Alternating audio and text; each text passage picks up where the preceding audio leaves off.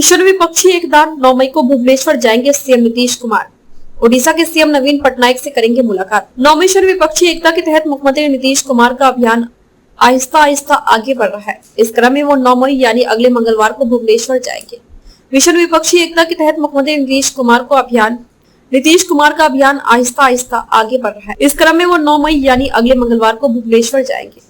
भुवनेश्वर में वे ओडिशा के मुख्यमंत्री नवीन पटनायक के साथ विपक्षी एकता के मसले पर बैठक करेंगे। इस यात्रा के बाद पूर्वी क्षेत्र के राज्यों में मुख्यमंत्री का अभियान पूरा हो जाएगा। पिछले महीने मुख्यमंत्री नीतीश कुमार ने मिशन विपक्षी एकता के तहत पश्चिम बंगाल की मुख्यमंत्री ममता बनर्जी व यूपी के पूर्व मुख्यमंत्री अखिलेश यादव के साथ क्रमशः कोलकाता व लखनऊ में बैठक की थी।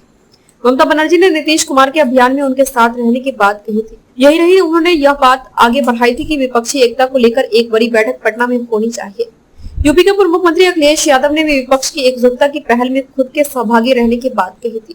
इसके पूर्व इस अभियान के तहत मुख्यमंत्री नीतीश कुमार राहुल गांधी व कांग्रेस के अध्यक्ष मल्लिकार्जुन खड़गे के साथ भी दिल्ली में बैठक कर चुके हैं। दिल्ली यात्रा के दौरान वाम दलों के अलावा आपके नेता तथा दिल्ली के मुख्यमंत्री अरविंद केजरीवाल के साथ बैठक कर चुके हैं। विपक्षी एकता की पहल पर मुख्यमंत्री के प्रतिनिधि के रूप में जदयू के राष्ट्रीय अध्यक्ष राजीव रंजन सिंह और ललन सिंह ने हाल ही में झारखंड के मुख्यमंत्री हेमंत सोरेन से भेंट की है। इसी तरह विधान परिषद के सभापति देवेश चंद्र ठाकुर ने मुख्यमंत्री के प्रतिनिधि के रूप में एनसीपी के राष्ट्रीय अध्यक्ष शरद पवार से मुंबई में भेंट की है।